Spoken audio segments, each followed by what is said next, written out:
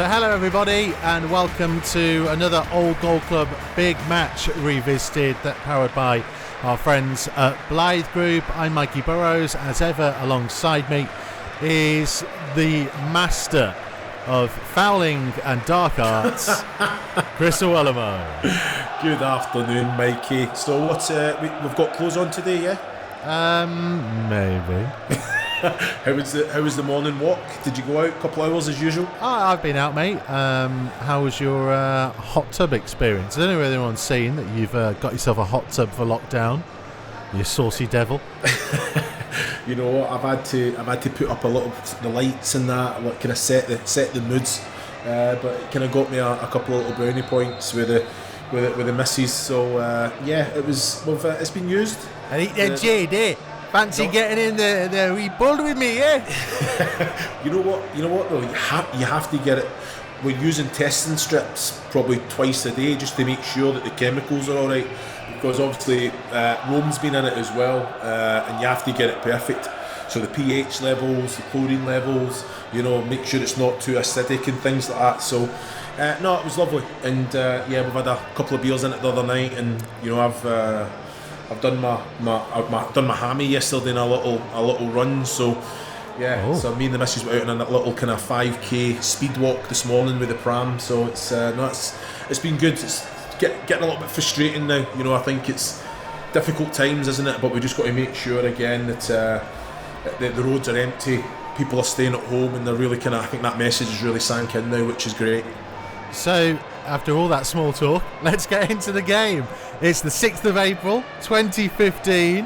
Wolverhampton Wanderers against Leeds United, two of the most famous names in the game. At this stage of the season, Wolves, who had just come back up as champions, record points in League One under Kenny Jackett, had got things moving on their return to the Championship, and they are chasing down a playoff place. It was Easter Monday, if I recall. We had just been to Forest on the Saturday and picked up an awesome win with a brilliant goal from Benikafobe, where he ran from the halfway line. Unreal goal, by the way.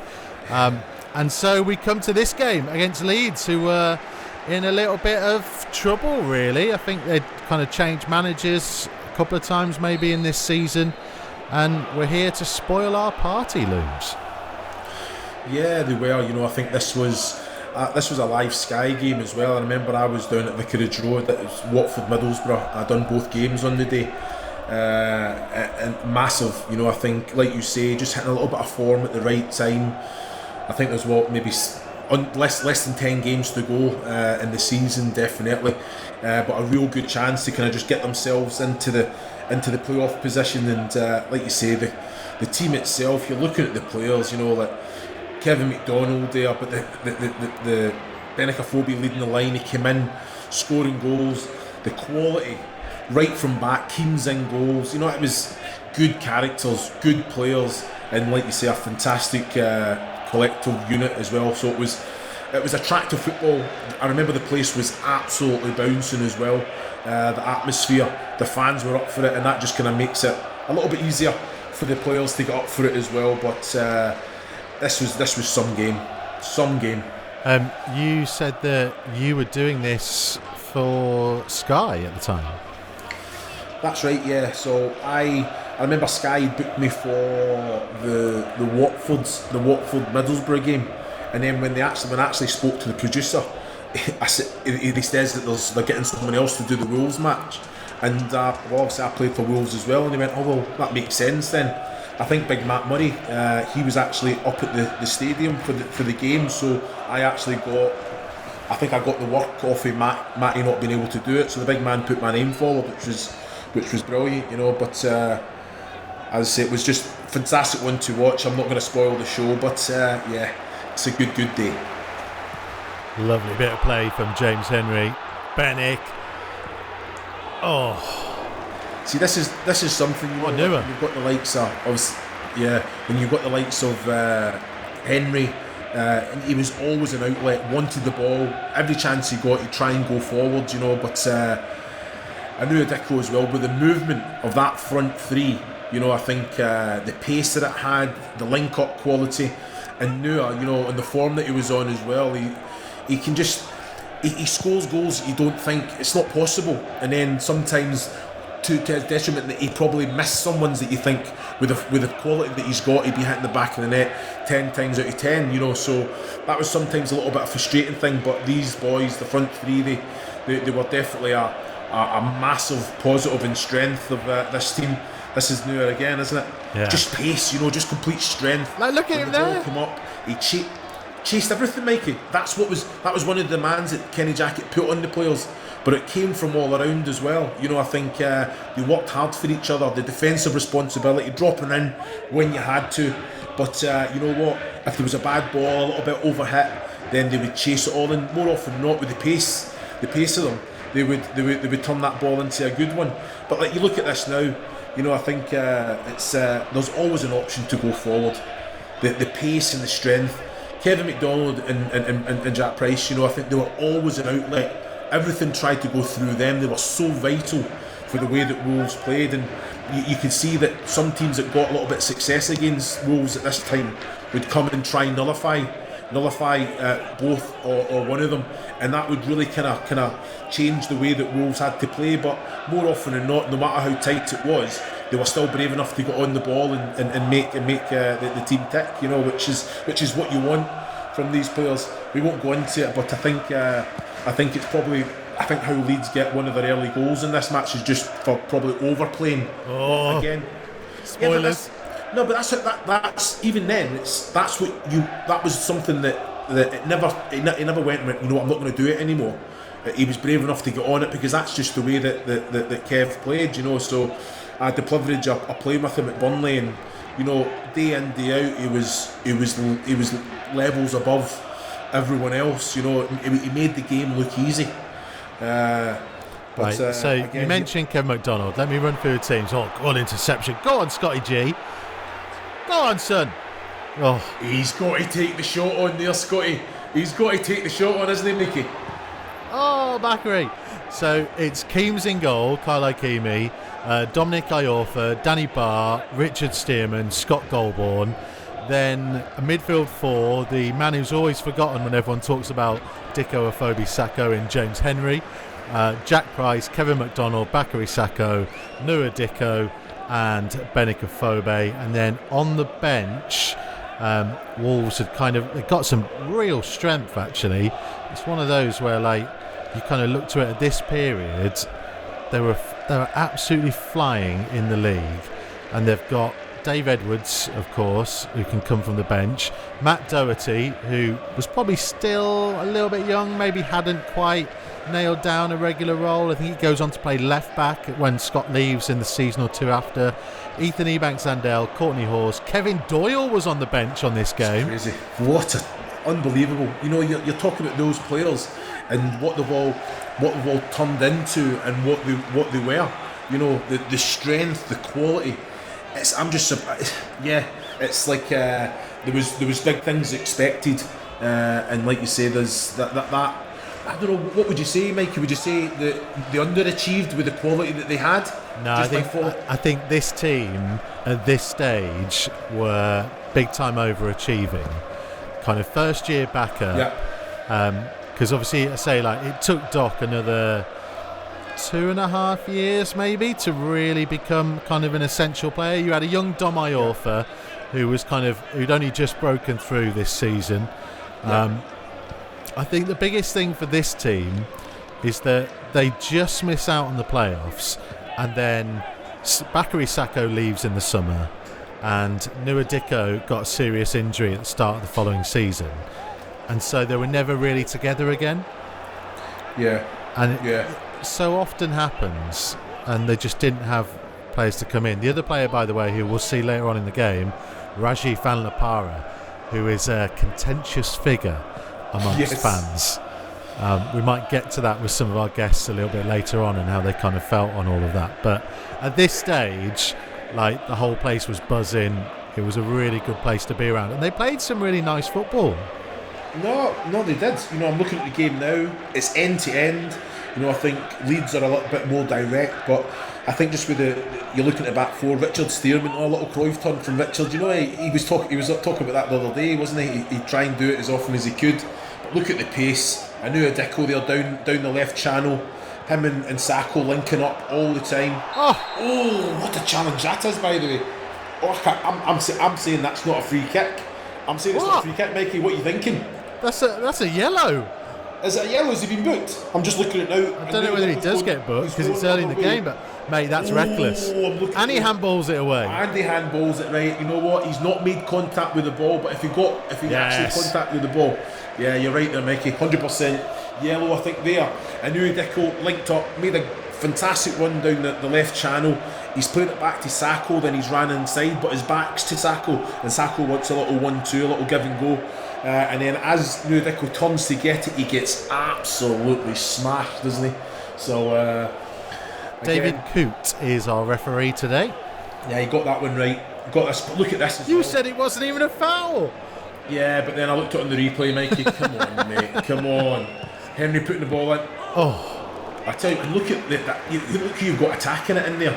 You know, you got Bath in there. You got Phobie. You know, the presence. Just beat that first man, and you'll ask a few questions. You know, stays at the far post. Yeah, that's something that Steele's done very well. You know, in that attacking box. You know, he'd keep it alive. He'd go and put the head where it hurts. Like you say, he was man of both boxes, wasn't he? So it was different. Look at him here, Steele's always having a little niggle. Great strength player from a Phobie as well. You know what I mean? That's something. Just you know that you're going to get a sore one at the back there, but you just make sure your body's strong. Get in the face of the centre back and make it stick. That's all that you can ask for. That's a fight ball as well up to a Phobie there. But this is something I thought that Wolves done excellent on the day. You know, back to Steels, over to Bath. So expansive at the back, and then you've got the likes of that's Henry there actually dropping in to get it. Now you've got Jack Price looking at that, and just Kevin McDonald staying away. So if one goes deep, one goes. And this is if you compare this to the Wolves of today, where you like Neves and Moutinho, they both do it so well. The understanding the relationship that they've got, you've got to say that one comes, but sometimes both even come. But then they've got the quality to go and find the Jota in the hole, you know. So it just works. There's always a number of outlets, options, and that's what you demand as a defender right across the back four. The thing is, it's interesting though, isn't it? Because you look at it, we always talk about this as like being 4-4-2. It's not, is it? Because Bennick is a number 10 here behind Nouha. It's like 4-4-1-1 or 4-2-3-1. We've had this discussion all the time. The formation, you know, it's a blueprint, but you're allowed. It's a grey area. You're allowed to go. Oh, Kev, where you going? Kev, where you going? Kev, where you going? Oh. You know what? You know, he's got the ball, and there's not an option. So rather than just boom it, as we see so many defenders do, and midfielders do in that position, and as a striker, it's so frustrating. He's just trying to play out. He's trying to get an angle, and he hits it off one of his own players, and it goes right into the path. I think it's Charlie. Steels. It hits off the back of Steels. Steels thinks he's just going to go long, so he turns it back, doesn't he? And it's just like one of them, right in the path. And to be fair, Keanes can't do nothing about that. Charlie Taylor's just alive to it. On another day, you say, right, Kev, sometimes if in doubt, just boom it. But that's. I was going to say, are you screaming at him if you're in this team, saying just kick it in the stand, mate? Well, if in doubt, you get rid of it. But more often than not, 80%, 90% of the time, Kev's going to pick the right pass. He just got pressed well, and he was still comfortable. He was still nonchalant, wasn't he? Trying to play out. Just that time, if it doesn't hit Steels, it's probably a great ball into the holding the attacking midfielder. But again, it came off Steels. We find ourselves 1-0 down, but it doesn't change. Wolves just keep on getting on the ball, keep doing it. Kev's Kev. You know, he doesn't let it affect him. He knows how important he is. He can't crumble. And hopefully they're just going to play. They know that it was an open game, but Wolves were having the better of the play. Mikey, you know, they were getting more passes in, they were controlling it, whereas Leeds were just quite direct, getting up, picking up second balls in that final third. But like, if you just look at the composure, nothing's getting forced. They're not going direct. They're still just trying to play through when they can, and obviously it worked, doesn't it? So not the best start, let's be honest. Gifted Leeds a bit of a goal. Hopefully, everybody, there might be a comeback on. Who knows? Got Steers with his lovely, luscious long hair there. What a man. Well, that's it. I love that we did Steers, was it the Forest game? And he's got like bleached blonde short hair. And here we are in the era of Steers. He's got luscious long locks. I think it was you kind of thingied them to the Tiger King, didn't you? I don't think I said that. It's outrageous. It was Mikey, wasn't it? Sure it was. It's outrageous trying to pin this on me.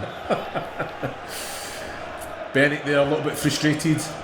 1-0 down. He's not seen a lot of it. All the balls, it's been kind of fight balls for him, but he's been strong all the same. Little replay now, just Kev. Like, he's got options here, hasn't he? You know, he's got Scotty, Golborne, he's got Steers. He can just bounce it off of. He just took probably too many touches, found himself in that near the corner flag, and then decided to try and go long. On another day, like I say, it's what's expected of Kev.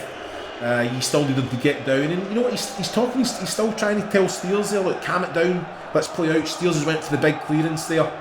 You want to get it down and play, and that's something that both Jack Price and Kev were massively important for the team. And I know Dicko at the minute's just up there on his own with Bennett just in behind. But like you say, the formation, what you were talking about, Mikey, should change all the time. It should change all the time. Just there's going to be moments where you're under a little bit of pressure, so you've got to be a little bit compact. So you can either ask. It stays on the overlap. I love this. That's just what I'm saying. That he had the freedom to do it because. But if you look at the knowledge of the team, when Steers does go on that little run, someone will just drop back. Someone will drop back and just gonna cover that position. You know, at the minute, look at Leeds. Everyone back in the half, can't get near. Wolves just playing round. Kevin, Scotty just have a little kind of 1-2, but a combination play. It's just fantastic play all the way, the build up. You know what I mean? So it was a great brand of football, and the fans were delighted with what they were seeing, weren't they? I don't know whether this is the season where I don't know whether Steers wins Player of the Year this year, you know, which is weird. Is this a season that he just came back because he won it that first season, was it not? No, because he'd basically like he'd stayed with the team for League One. I don't know where. I'm sure it might be this year. I'll look it up in a minute. Go on, Backer. Oh, I tell you what. Fantastic ball in there. I knew Dicko's went with the head but misjudged it.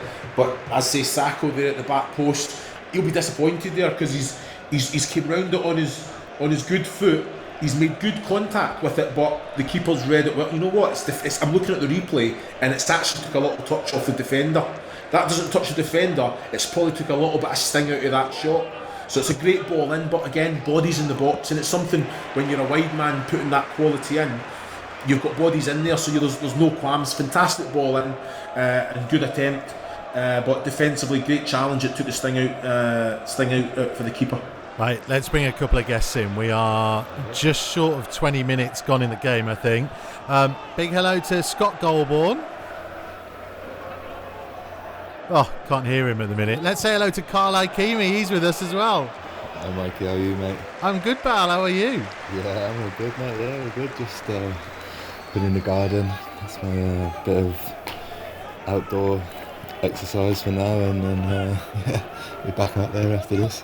Mate, we've just watched Leeds' first goal. What's going through your mind when Kev McDonald tries to whack it and it deflects across the face of goal? I think first to start off with, I'm sort of looking at him thinking, don't think of passing it near, because I know he's looking across thinking he wants to whip it across. He's trying to find someone to whip a ball to, and then as soon as he'd done it, he's just sort of think, Maka, come on. But he had done it that many times successfully. We'd have to allow him to get it wrong that once, but at that point of time, Maka was up there with our best players, and he always done it. He always kind of played out from the back, played out in tight circumstances, and 9 times out of 10, he got it right. But I think in such a crucial game at the time, which we needed to win, it was just a disastrous start. Keems, can I ask you, I think I've played in, you know how many teams I've played with, but there's so many of those teams, the goalkeeper was afraid to play out. He would rather kick it, but something, you're always looking for that. You're always looking for that pass out rather than going, because you could hit me anywhere on the pitch with either foot. So it was one of your strong points, but I'm sitting looking at this. Every time the ball came to your hand, can you throw it out quick? When it comes, can you take a short one quick? Is that something that Kenny Jackett, he put that pressure on you to do that? Or was, because obviously the starting point's you, isn't it?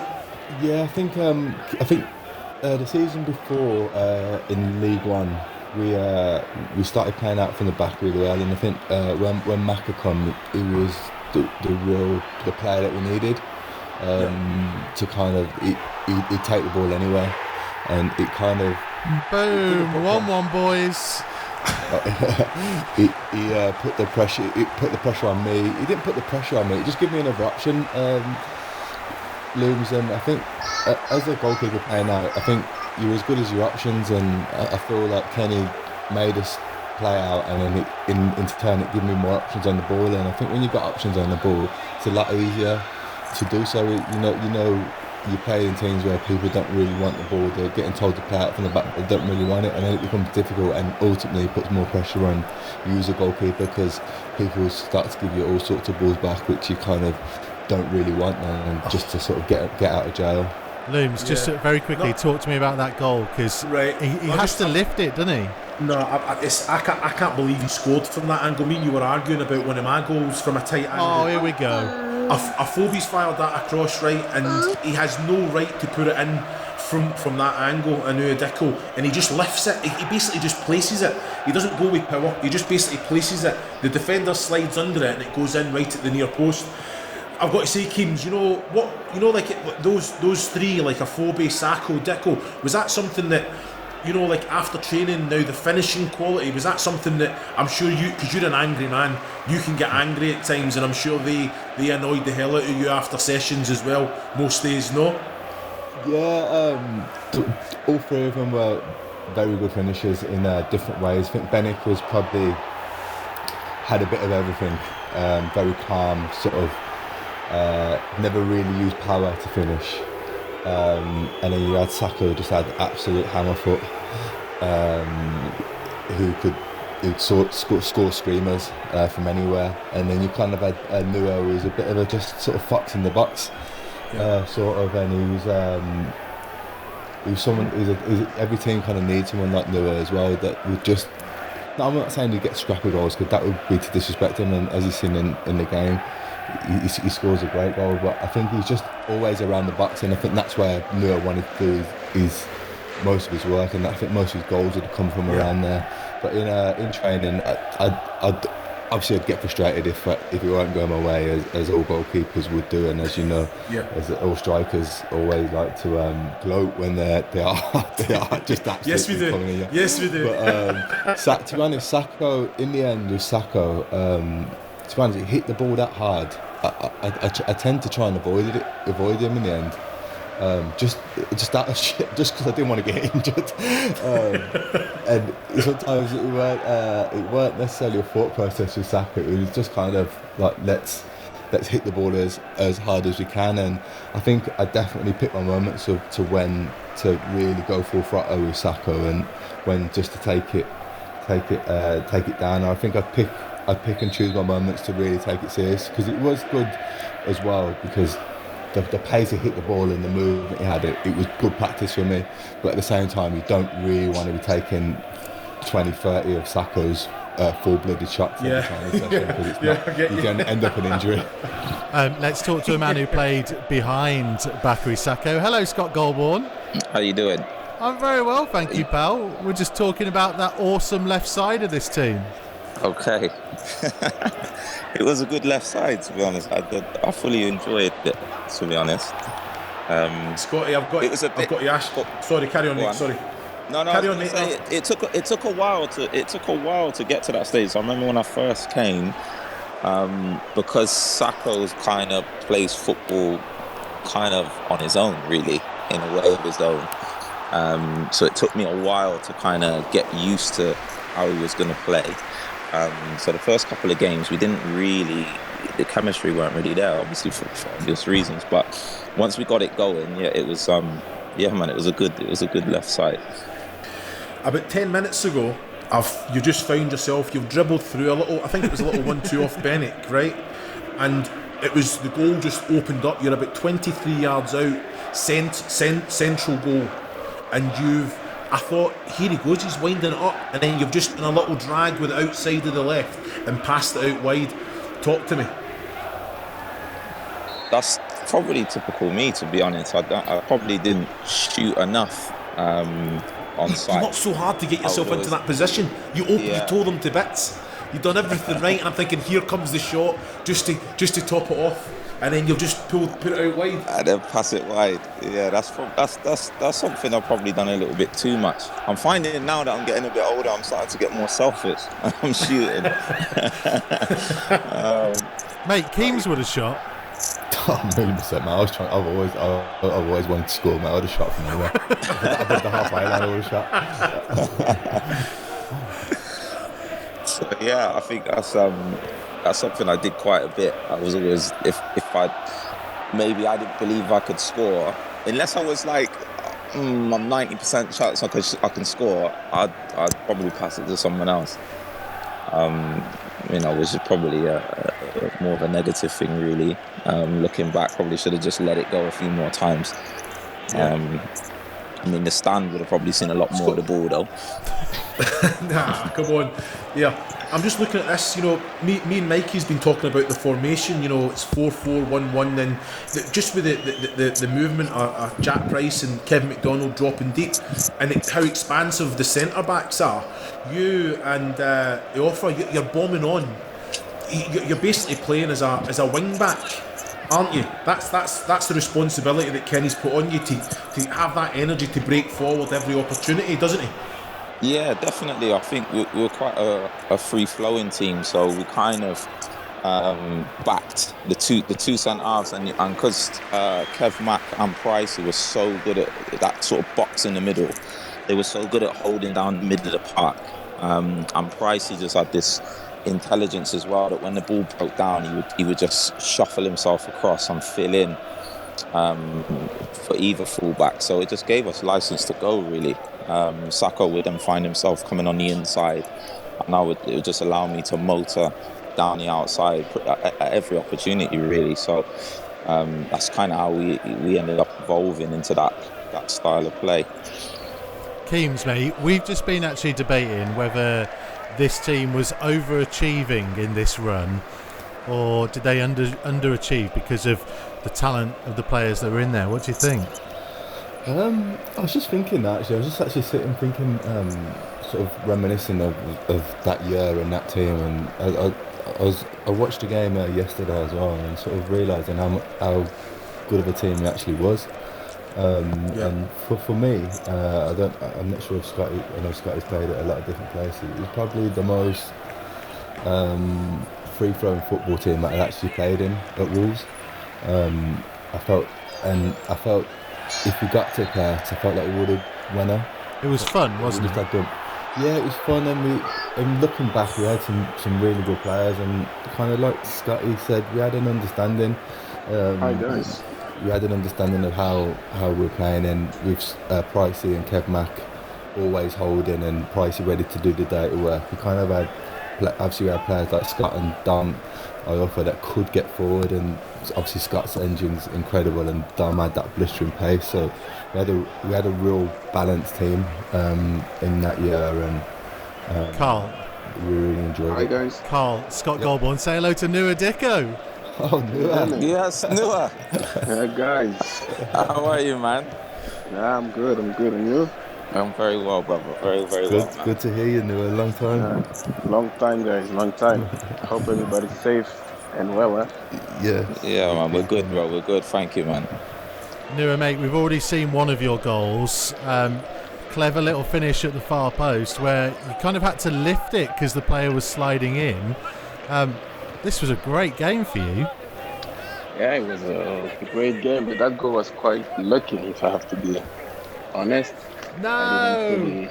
No, but it's not something I planned. The ball came and then instinctively, I just tried to score, and that was the only way I could score. And fortunately for me, it went in. But yeah, it was a great game. I remember the atmosphere was quite amazing that day. Scotty, I know you've got to go in a minute. Sorry, Looms. Scotty's got to go in just a minute because he's got babysitting duties to do. So just before we do let you go, how important do you think this kind of game was in the realms of you were on fire at this point, and then you didn't follow it up after this day? Yeah, I think that was sort of we kind of ran out of steam. Going back to your question earlier, I agree with Keems in terms of the team that we had. When I look back now, I didn't realise it at the time, and then obviously I moved on to Bristol City and so on. And now looking back, I realise. And when I watch the Championship games now, I believe that team we did have a special team, and we didn't quite. I don't think we quite achieved as much as we could. I think that playoffs. I know we. I think we were highest. Was it something highest record points not to finish in the playoffs? Something like that. Yeah. So I think if we would have got in the playoffs, I think Kings is right. We would have continued on and got promotion because we definitely had enough quality in the team. But we just sort of ran out of steam a little bit, and we couldn't quite keep the momentum that we had, to finish that season. But that game in particular, that's definitely a standout game.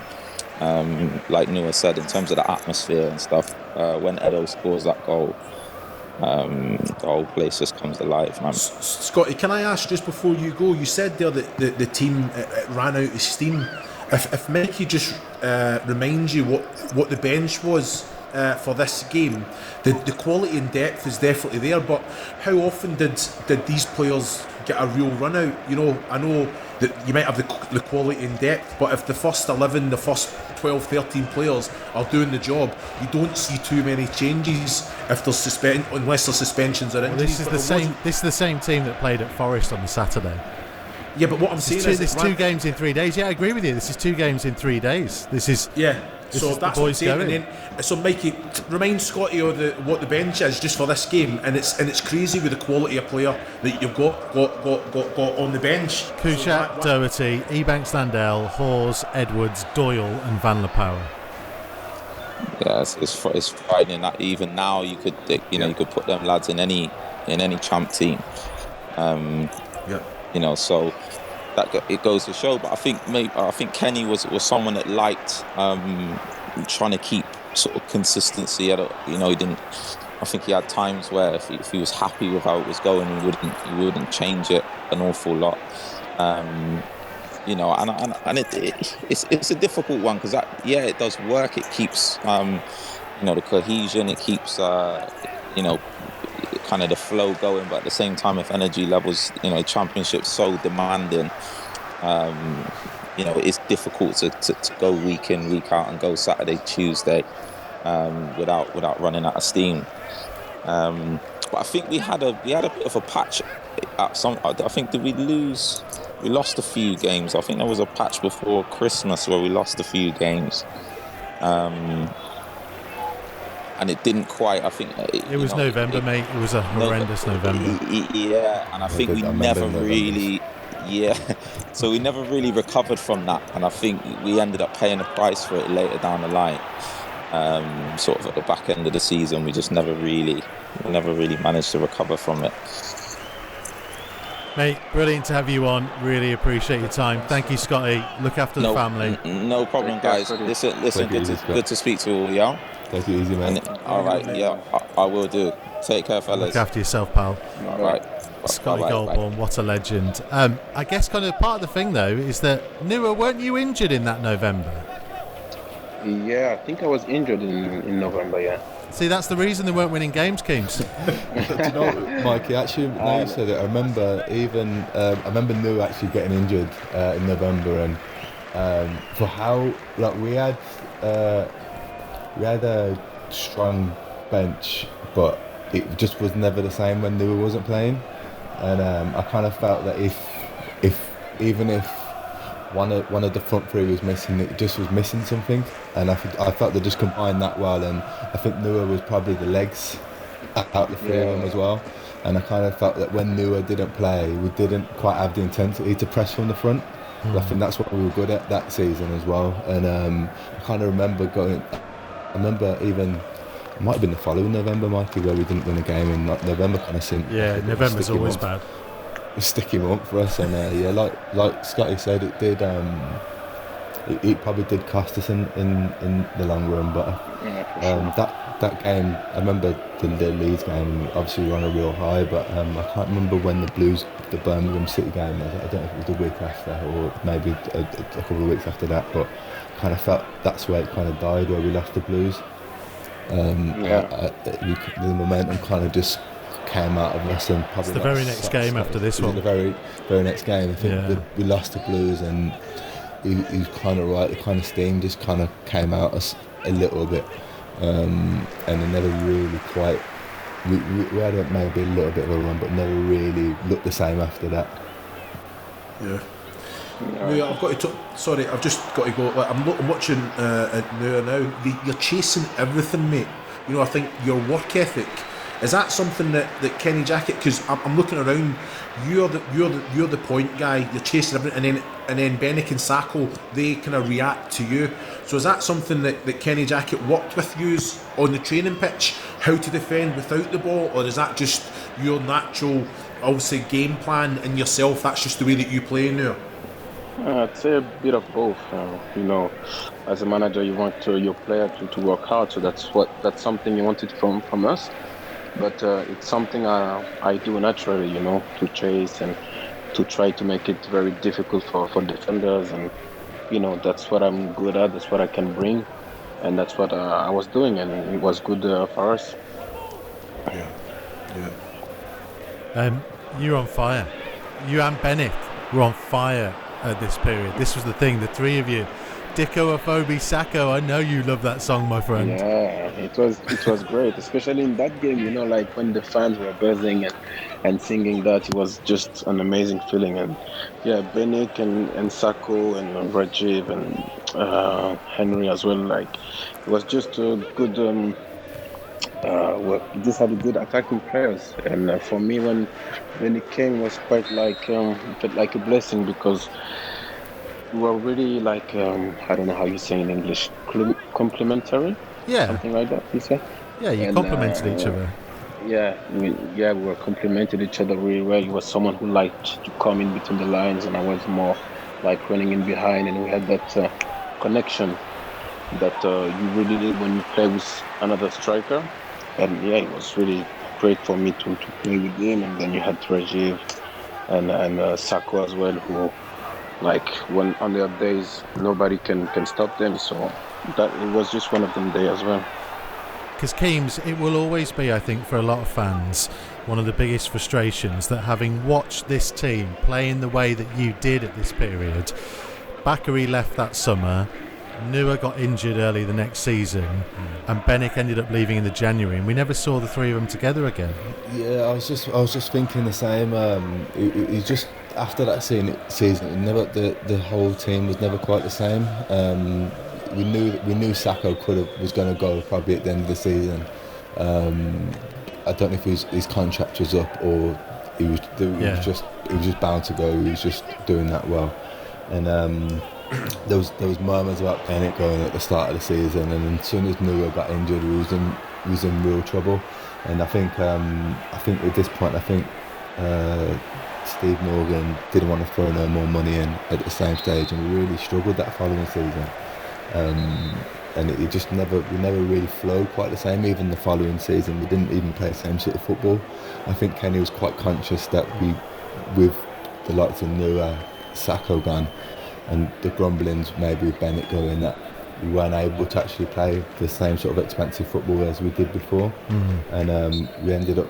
Is that something that filtered in? That, you know, it had to be this season because it kind of creates an extra pressure probably on the manager, and sometimes it's hard for a manager to disguise that. You know, could you feel that tension that Kenny was under? That he basically had to get up this season because things were going to change in the summer. It was a bit strange, to be honest, because I remember when we came up. I remember actually sitting with Kenny and he was saying that this is the year to go straight up, and obviously we've just come up from League One, and obviously some of us remember getting relegated from Championship as well this season, so it was quite it wasn't a surprise. We all kind of felt it, and we felt that we could go back to back, but I actually didn't think Kenny would actually state it and say that we want to go again. You're saying, and this is the year you got the momentum. So whether he was under pressure or not to go straight up, I don't think he probably was from up above. But I think he believed that this, if we were going to go up, this was the year, because I think he probably knew that the money was going to start drying up the following season. So I think the Premier League money would have stopped. We wouldn't have been able to keep the likes of Sacco, and obviously Sacco, Nouha and Bennett was always rumours of other clubs, quite rightly so, coming in for them, like Maka and other players that we had. I think he probably thought that it might be hard to keep the team together if nobody comes in and other people start to leave. And as soon as Nouha kind of got injured, it become difficult, to be honest. So it's all on you, Nouha, basically, is what Keems is saying. no, it's a compliment, I think, with Sacco gone. I think Nouha would probably say the same, and we just weren't quite the same the following season, and we didn't really play the same sort of football. And I think Kenny, in looking back in hindsight, probably just thought he probably knew the perils of what happened to us before, and just maybe thought, well, we maybe not be able to play that expensive, exciting football. We probably didn't have the pace as soon as Nouha got injured and Bennett went, and kind of just thought that he was just going to make us a bit more of an organised, hard-working team, and we did struggle the following season. Nouha, do you agree with that? Yeah, I agree. Like, sometimes we didn't really feel that Kenny was really believing and telling us that we could do it, but I think the players thought that we could actually do it, but then sometimes we lacked that consistency, and then it was hard. But and then I think the fact that I got injured, and like we didn't have a player of my characteristics in the team, and it didn't help, because I feel like we were quite a team really balanced, and as soon as one player was missing, it was not really the same, you know, and it was hard to not get promoted, and then the next season we lost Sacco, and then I got injured, and you know the big threat was Bennett up front, really, and it was not easy for him to make the team win, but yeah, I think it was quite frustrating to not achieve what we could do, really. Boys, this is what I love about doing this feature. Carl Ikeme, Nouha Dicko. Say hello to Kevin McDonald. Oh.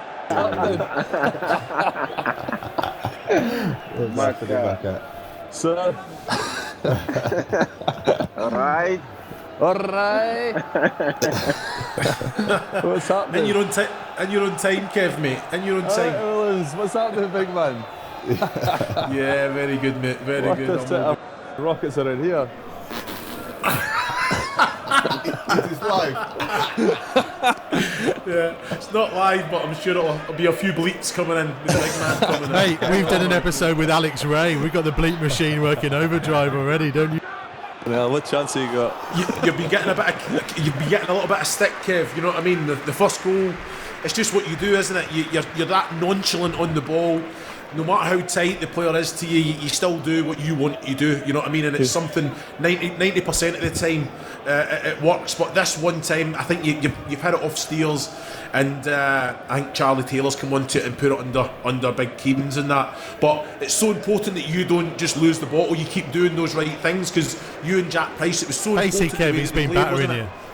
Yeah, basically I've been getting done for the last 25 minutes. No, you know what? I've seen. I thought to myself when I got the message, I thought I better quickly look back at the highlights, because I'm sure that's the one I had an absolute beast. And then I've seen it the first 15 seconds of that clip I thought on YouTube. I thought, here we go. And I've seen Big Keem stamping the ground in the goal. The usual sight. And you had to do it again for Danny later on, no? Yeah, I watched the game back, and then then I forgot about Danny's goal actually, and then it's just the same with Danny as well, and it's frustrating because I could hear me shout as well. Mate, the whole of England could hear you shout. I think my mum and dad in Scotland heard you as well. And, Kev, you've just broke into the box. The ball's been fired into a phobie. He set it off to you. You're in the box. With your awareness as well, I'm surprised you've not just opened up and smashed it in. You've actually set it back for Sacco to have a shot from about 22 yards. But you're in the box. A phobie set you in. What's going on, big man? I seen you putting these in the back of the net for fun. Yeah, I do it once every 4 years. I've already had my go. No, I'm not really too sure, to be fair. I can't really remember that, but you know, if there's a choice between me shooting or Sacco shooting, then it's a no-brainer at the end of the day. So there you go, unselfish team player. Yeah, I'm not sure about that. Yeah, but well, that is what it is, isn't it? And what do you remember about this game? Could you remember much about it before I told you we were going to do it? I remembered, if I remember correctly, I can't remember the third goal. I didn't really properly see it back, but I just remember obviously I banged the ball upstairs and flogged the first one, and then I remember Danny's own goal, but I can't remember the third one. I think it was another mistake though. I'm sure it was a mistake from someone that led to the other goal, and the left-footed boy Mowat, he battered it in the top bin. Yeah. Is that right? Yeah. To be fair, Kev, you've not put a foot wrong since that era. But do you take it upon yourself to try and? I've seen you breaking your neck. You're all over the place. So rather than sitting and getting the ball and making rules tick, do you take it upon yourself, maybe because of that era, that you try and influence the match a little bit more than what you usually would? Oh, that's a great ball, isn't it? I think you probably got you obviously got to, when you're under a bit of pressure, you know what, obviously the crowd and that can you got on your early doors there, do you know what I mean? I think you've always kind of got to react, and at the same time you just got to, as I said, take it upon yourself, and I think maybe that's what I tried a little bit extra hard or so, but sometimes that can go the wrong way, and sometimes you can end up having a complete nightmare. But fortunately enough, we got back into the game and we settled down, and obviously I settled down myself, and then after that it was alright from there. Right, 4 added minutes has just gone up. Bakary releasing Nouha. Here he comes. Oh, takes it early and beats him at the near post. Talk to us, Nouha. Nouha, I'm sitting thinking you've got time to take the touch towards goal and actually make it a little bit easier, but you actually let the ball just come across the path of you. It's a tighter angle, but you unleash it. What? Obviously, you said it's instinctive as well, but it's one of them. I'm surprised you never took it in. But what a goal! Yeah, I was surprised as well, to be honest. But it was just one of them days when everything goes for you, you know. Like you don't think and you just do something and then it works. And then I remember Bakary gave me a good pass. Then I feel like I have the chance and the time to take a touch, but I just don't know. I just like try to shoot, and then it went in, and it was a good goal. Yeah, it was nice. It was. Yeah, it was just so modest though, isn't it? It's like, yeah, it was a nice goal. It was a good day, really. Good day don't worry, no one else thought it was going on. I know, only me. I know. Oh dear.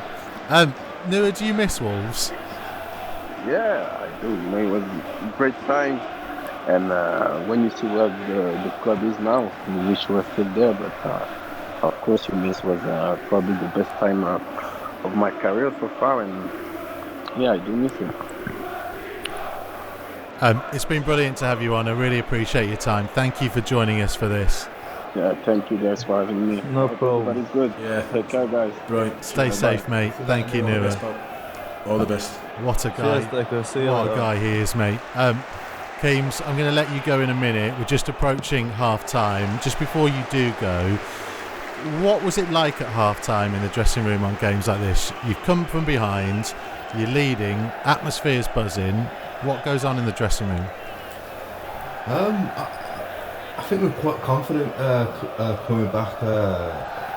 Kenny is a bit unpredictable at half times, because sometimes you could be playing well and he'd just lose his rag at half time. So we'd be kind of looking at each other thinking, is he alright?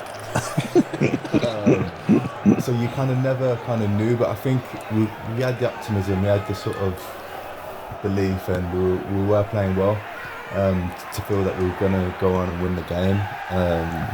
But everyone feels different things. As a goalkeeper, I'm confident we're gonna obviously go on and win, and we're in a good moment. But I'm always sort of thinking about what we need to do, and I'm sort of going around the change room trying to probably speak to mainly defenders, fullbacks, and probably Macca and Pricey, which Macca didn't listen anyway, so probably wasting my breath. Yeah, it's just trying to prepare for the second half. So I think obviously we went in at half time in a good moment, and looking like we were going to go on and win the game. So I don't think Kenny would have. I can't remember Kenny trying to roast you for that, Macca, did he? I was just going to ask that, Kev. Do you think Nouha's dodged you a bullet there by getting that goal when he did? Or would Kenny would he come down hard on you usually? I don't really. I think obviously it was about 10 minutes into the game, so I think it's you've got 80 minutes left. If he comes in and loses his head at half time, then he's got a problem. Do you know what I mean? Like he's still got loads of time left in the game to turn it around, and obviously we did, and we were comfortable at times in the game, and you know what I mean. I think it's just there's no point in overreacting. I think especially at half time. Do you know what I mean? When you've got so much time left in the game, so just everyone accepts a mistake and you move on. I think Mac had done it, played like that so often, and like 95%, 99% of the time he got it right. So I don't think Kenny would have tried to hammer him for the one time that didn't go his way. Do you know what I mean? Because we kind of set up so many attacks on Macca, dropping deep and finding people. I don't think Kenny. I know. No, I don't think he did. No. Half time, I don't think he would. Thing is, Keems, mate, you talk about like life as a goalkeeper. You concede 3 goals in this game, and yet one was a worldie curled into the top corner, one's an own goal, and the other one we've already discussed. I mean, like, good luck, mate. Oh no, yeah. Who playing goal? Who playing? I wouldn't advise it. Yeah, that's how what happens sometimes in football. You just kind of not do nothing wrong necessarily yourself personally, but still end up conceding 3 goals, and obviously you can never say you really had a good game, and 3 goals, you've conceded 3 goals, so I'm just afraid that's just the life of a goalkeeper. Mate, I will let you go. Thanks very much for joining us, Keems. Stay safe, pal. My pleasure. Take care, guys. See you, Keems. Bye. Kes, Leeds are just kicked off the second half. Can I ask you a question personally then? Yeah. Would you say you're a captain's nightmare? Because like you find the game so easy, don't you? And you do like to have a bit of a joke around, but when it is business time, you do switch on, don't you? But you can be a bit of a... Yeah, I've always been like that, and to be fair, obviously played with you at Burnley, so you know it as well. But like, I think obviously when you kind of cross that white line, you do go into match mode. That's just a natural thing that happens. But yeah, for a captain, for a manager, I'm sure at times that can be very frustrating. It's still the same now, but I think like at the end of the day, you can be frustrated, but as long as you're performing on the pitch, then you've always kind of got a right to continue to do that way. If you're having a nightmare on the pitch and still joking around, then that's when you're a problem. But I think if you're continuing to put in good performances wherever you play, then you can get a buy on it. Yeah, spot on. I think so anyway. people might think of it, but do you know what I mean? Not at all. I just want to check where, like, we're in the game, so we got 2 minutes, right? I want to quickly tell this story as Leeds come pressing forward. See, Mauer had a go there, Looms. Just remember that. Picture that moment. We'll come back to that later on in this chat. My favourite Kevin McDonald story that I tell people, apart from him walking around the training ground in his pants. Oh, here he goes! Here he goes, what? Look, past 2. Oh, where are you running? Oh, you've put it round one side, opened the legs up, big man. You've got him. He's not catching you. And then the one who's coming in to trying to cover from the right-hand side, you've took the ball over to him. If you take it the other way, mate, you're going in 1-on-1 with the keeper, and you'll probably do what you do in a little dink or a little nutmegs and put Wolves 3-1 up. But bloody hey, big man, different class. That's what I'm saying. You're 2-1 up, and you're still taking it upon yourself to actually break forward and make those runs. You made that one for yourself, though. Yeah, I'm not really too sure what went on there. Go on, Kev, lad, stick it in there, son. Well, what's happening, big man? Oh, yeah. Son. I know one man who would have scored in that scenario. Yeah, not Pricey anyway. One a year, I am, mate. One a year. Well, actually, this game does come a couple of weeks after Price. But hello, Jack Price, by the way. We should say hello to you. Where you were credited with a goal. Credited. A month before this game. What do you mean? Yeah, here it is. Bennick's got his goal. That came from Danny Bath there as well. Danny Bath, weak left foot, but done enough, and then Bennett just puts in the rebound. 3-1 up, comfortable. That was so ugly. Absolutely comfortable. Ugly. What's that, mate? That was so ugly from Danny. I remember that. It was such a swing. I remember his left foot swing, you too. Oh my god. Great reaction. Oh, it came off of Nouha Dicko, actually. It was going in. You can't come for the big man there. It was going in. If Nouha's not there, that's going in. What do you think, Mikey? I don't know whether the goalkeeper would have been able to stick his leg out. There wasn't a lot of power in it from Danny. You're being kind to Dan there.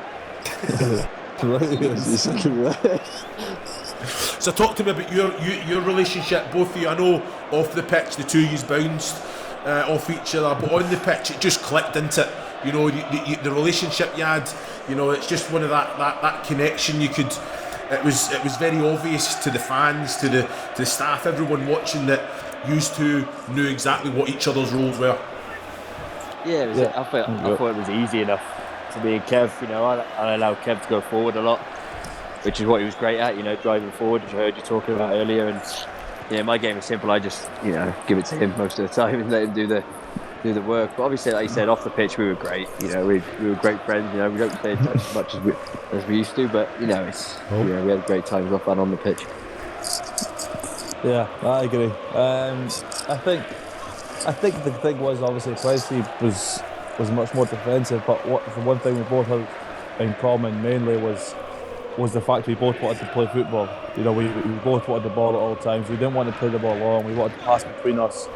And I think we made a real connection, obviously, on the pitch, which made a core of a team to obviously then, dominate games a lot of times, from going from just a normal kind of team, just an in and out possession team, to dominating possession through the middle of the pitch. And I think obviously me and Pricey played a big part in that, because we understood each other so well on the pitch, off the pitch, and as he said there, obviously we're good friends off the pitch. Obviously he's away over the pond now, but we obviously still look out for him all the time, and obviously it's a friendship that'll go on for years. Yeah, that's good. I've spoken to Pricey about this before, though, in that it always kind of felt like it wasn't maybe Kenny's preferred partnership. No, I wasn't. I think he liked me, did he? Was it me? I think it was me that I was always getting pinned. No, I don't know if it was obviously when we were struggling at times, I'd always be the one to come and maybe steady the ship a little bit, but it was the way it was at the time. And when I did play, I liked to think me and Kev had a good relationship. It's a shame we didn't play as many more games together, really. Yeah, for sure, man. On that, Jack, I think we've had Scotty Golbourne on, and he said about this team, it kind of ran out of steam towards the end of the season. Would you say that Kenny mixed it up enough, changed it up enough? Because the quality and depth in this squad as well is outstanding. You know, it was a fantastic squad all round. Not only the starting 11, but the probably 20, 24, 25 man squad. It was a very good standard. Yeah, no, I agree with that. I think, you know, what Scotty said there, we did sort of run out of steam, but I think we were still in control of it, really. I don't know if it was down to, you know, maybe we could have had fresh legs here and there. I just think it was just a bad time in the season. We had a little bit of a dip towards the end and it just cost us, you know, in the playoff run in the end. But, you know, like you said, we did have quality, you know, in depth. We had people on the bench that could make a difference, and, you know, really that was our year. And we should have made it that year for sure. No, I hear you, definitely. I was just telling the story of my favourite Kevin McDonald story before Bennick rudely interrupted us by scoring. I can't remember what pre-season it was, but you were doing, it might have been yo-yo test out the front of the training ground, and Kev just, Bennick's gone close. Kev's like breathing really heavily and looks in trouble and dips out of it early, and we're all watching from the window. That's probably me just getting out of bed. Well, no, this is the thing, right? We're all looking at it going like, what's up with him? Like, he looks terrible. What's he been doing this summer? And you've come walking across the car park, like puffing your cheeks out and looking like you're absolutely shattered. And as soon as you got through the door, you suddenly perked up and someone went, what are you doing? And you went, I'm not stupid. Dales will test us again at the end of pre-season. I'm going to be the most improved here. I've got to play the game sometimes. I've got to play the game, man. It's got to be done, doesn't it? You know what I mean? You know what pre-season's like. Everyone hates pre-season. That's just part of football, and whatever you could do to get a little benefit, you just got to be done. Dales, what a legend, man. What a guy. Kev, talking about pre-season, do you remember the pre-season we had in Singapore? Yeah, where Brian Laws. Talk to me about that. I tell you what, you're out there for 9 days, but I think we're out for 6 of the nights, weren't we? 7 of the nights. It was incredible. It was. I remember just getting each night. So it was like a little what's it called? It's like a little look to each other. So we'll go out for a drink then. And then suddenly it was 12 bottles of Singer down, rocking up at McDonald's at 3 in the morning while the manager was walking past. Yeah, but that's the thing. The thing is, if not one word was said about it, I've never known it. We won 5-0, and we won the final 1-0. It was artificial surface. I never trained out there because I couldn't even train on the artificial surfaces. Yeah. So basically, I went out there, had 7 nights out, and we met the staff. We met the staff every single morning in McDonald's, and you know the thing was, not one person said anything about it in training the next day. No, everyone just got on with training as normal. I couldn't believe it. Mutual respect. It was one of the things. I tell you what, Pricey, I couldn't believe it. I thought we were going to be an absolute shambles this year, and I remember people said all the way through pre-season matches, just make sure you're fit. Just make sure you're fit for that first game. You had Kevin McDonald in the right wing doing like Cruyff. You got the centre back Clark Clio coming doing little Cruyff turns in their attack. I'm thinking, what is going on here?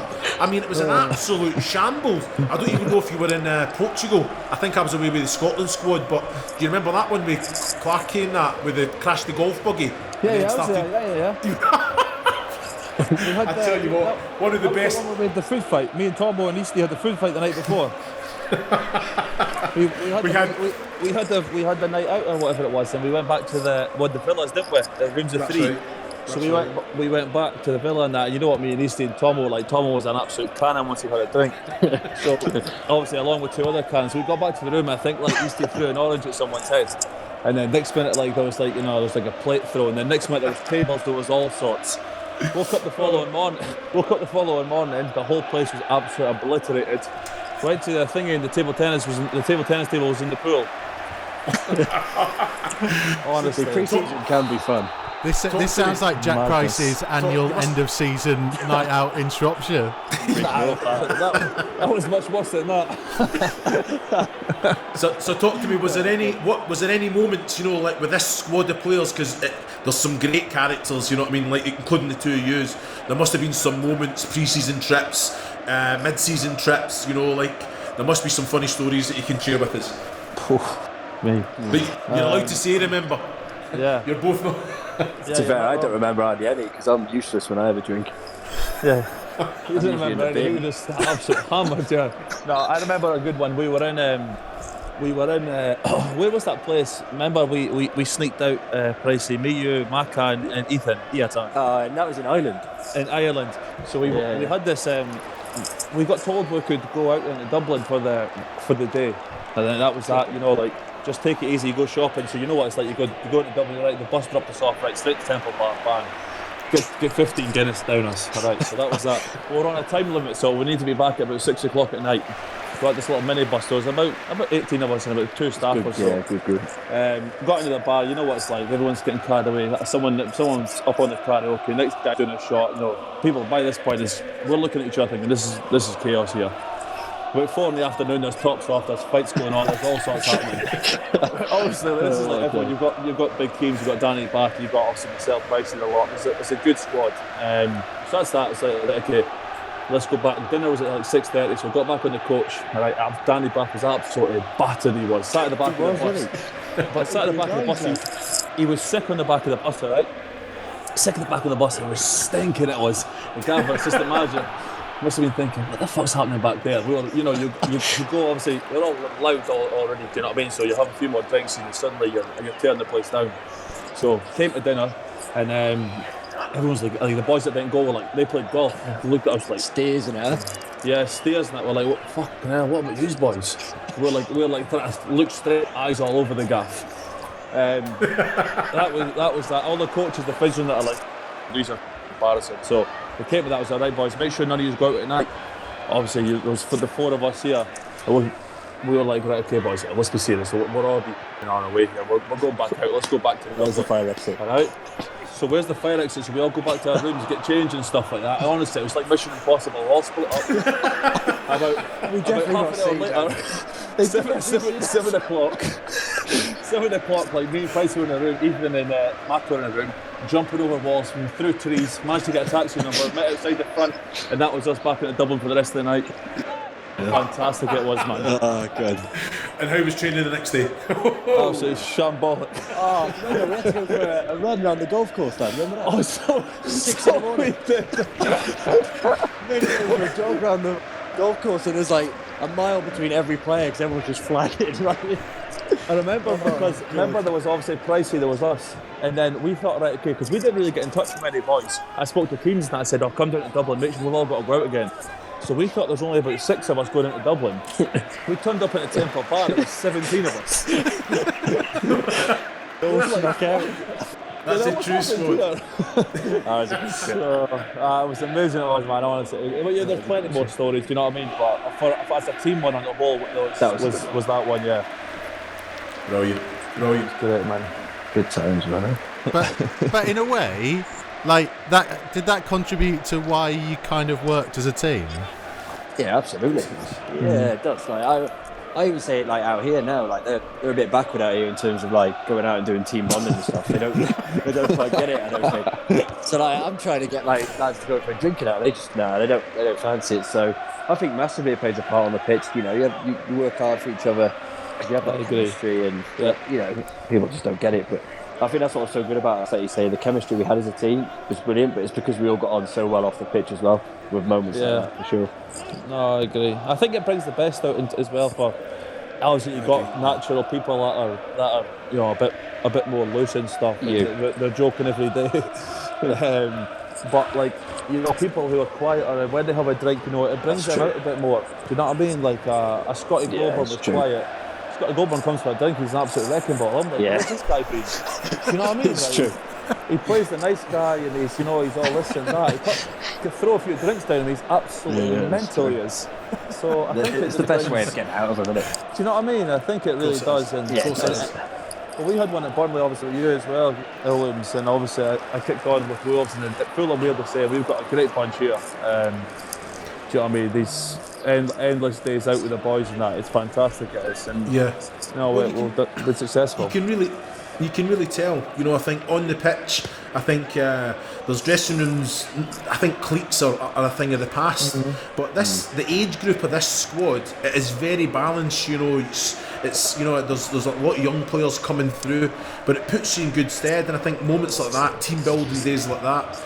Socialising together. I bet a lot of this squad socialise together as well, you know, in their downtime. And you can really tell that on the pitch, you know what I mean? Absolutely, I agree, mate. Yeah, for sure. Yeah, definitely, yeah. It was good fun. As I said, it wasn't like cliques and that, but like everyone went out in different places. Me and Price and that went out a bit, you know, Danny Bath, Steers and that, you know, they went out with their missus and stuff, and then, you know, but you wouldn't all be afraid to go get together all as a group and all go out together. So you had different groups and that, but at the end of the day, when it all came together, it was fantastic. That's only because you couldn't get me to Birmingham, could you? Yeah, Pricey. I was Don't lose Shropshire, mate. Pricey lived in Shrewsbury all his life. We was with him in 3 years at Wolves. Tried to get him over to Birmingham every single weekend. Didn't once come. Lost contact with him for 6 months. Suddenly he's in Colorado. I'm like, what's happening here? I don't even know what happened, mate. The furthest Pricey would ever go before is Bridgenorth, and that was that. Bridgenorth to see Mace, that would be You go to the Chronicle, that'll be him. What a gas. I haven't missed sometimes, Yeah, you're not wrong there, big man. Good job, so back to Wolves versus Leeds, which we kind of haven't mentioned for about 15 minutes. Still good stuff though.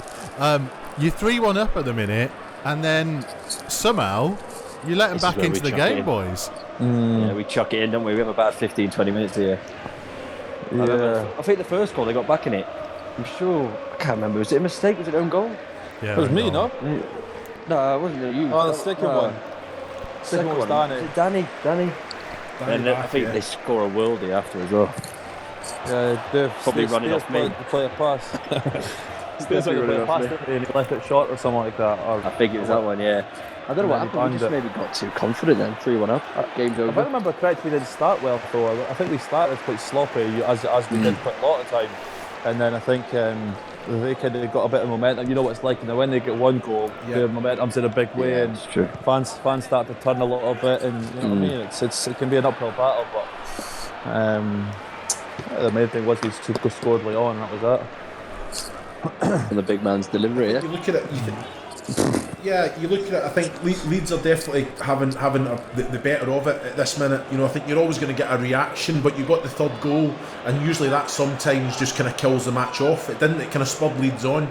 At the minute, you're kind of just defending, very compact in your own half, allowing Leeds to have it, you know. So sometimes you've got to weather a game like that, and then you get through it, and then all of a sudden you can play your own expansive game again. But at the minute, it's just everyone's kind of out of position at the minute, just trying to work hard, and Leeds are just, they're keeping the ball well. So, but the squad's already shown, the team's already shown that it's got the character, the mentality to do the right things. 1-0 down, you react, get the equaliser, and then you go on. So I'm not too worried at this moment in time, but I think what's about to happen, the Danny Bath own goal, it then puts more pressure on the squad in itself. But it's just about doing the right things, isn't it? And talking. Would you say that was one of your strong points, like you two together? Would you get around the team and get them going, or was that left to someone else? There you go, Pricey. To be fair, a lot of it would come from behind me and Kev in those days. I think Danny was quite loud, Steers.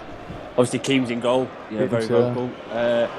Me and Kevin, obviously, I get a bit angry at times on the pitch, so I'd try and get the lads going, but I don't know if they listen to me, to be fair. But no, I think... There it is. Oh, Danny, no! There it is. Well, Keame's had it as well, huh? Oh. Yeah, Keame's just screaming for it. He's screaming for it. I remember seeing it the other day. Yeah, I mean, Danny's just trying to explain himself to Keames now. I think Keames had a few kind of strong words to him. He goes with his wrong foot as well. He should play with his left foot, no? Yeah, 100%. Yeah. I'm not. Oh, Kev McDonald stopped the cross. Oh, is it Kev? Yeah. Oh, the arms go up, Kev. The arms go up. You look to the sky. You're disgusted, mate. He's said something to me. He's definitely whispered in my ear. What are they doing behind us? I think it's probably because I've gave away the first goal, and then I could probably get closer with the second goal. Do you know what I mean? So yeah, you've got to blame someone else, haven't you? Yeah, things aren't going too well. Oh God. But in terms of what you said before, I think at the same time, like I said, like people are vocal on the pitch and stuff. I think where Danny and Steers and that were vocal, I think when me and Pricey played together, we kind of spoke with the way we played at times. I think we kind of tried to settle things down by us taking control of the game again.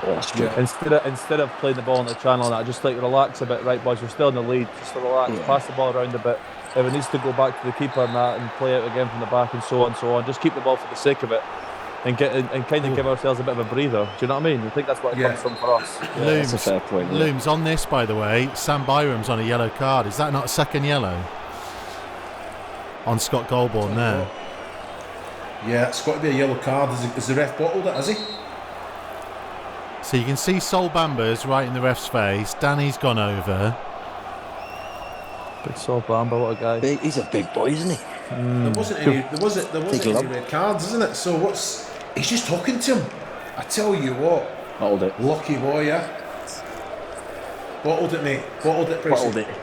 Scott was away down the left-hand side there. I can't even remember that. I can't remember either, no.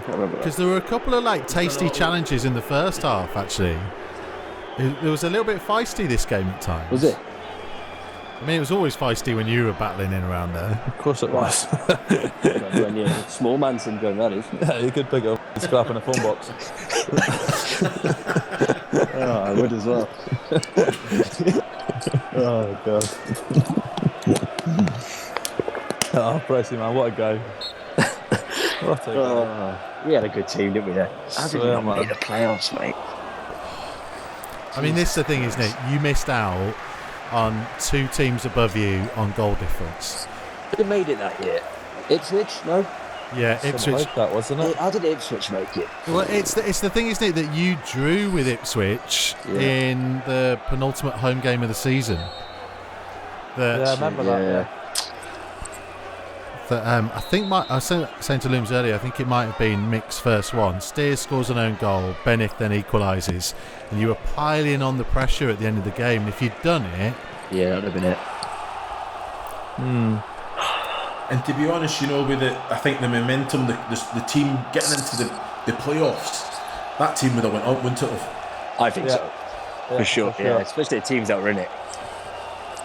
I'd have we didn't have anyone to fear, did we? No, and I think everyone was fearing, especially our front three at the time. They were so good. Do you know what I mean?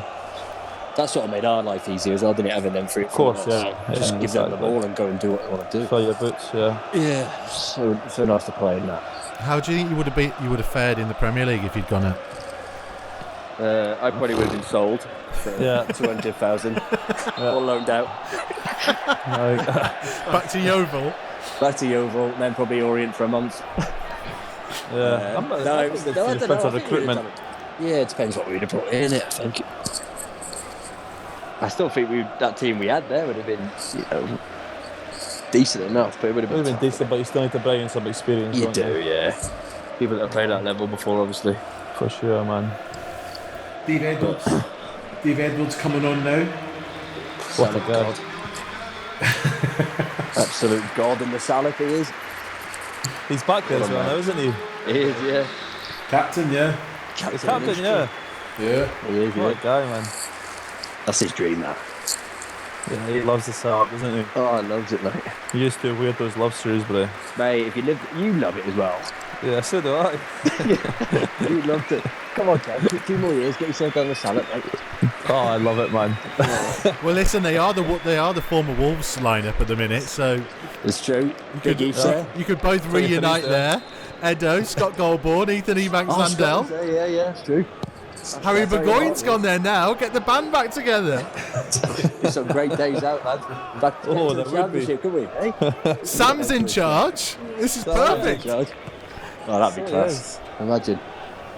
What will you do, Pricey? You'll move back after football. You'll move back to Shrewsbury or what? Yeah, I think I've got another 2.5 years now here, I think, mate. I remember you signed a new contract to start the season. Yeah, it was another 3 years or something. But obviously I'll only be 29 then, I think, so I've got a few more years in the tank, I think. Yeah, of course you do, man. But it'd be great to come back to England, I think. Yeah. Obviously with the baby in there. Yeah, that's fair enough. That's what we want. I mean, if there's a decent offer, whatever, really. Do you know what I mean? It is what it is.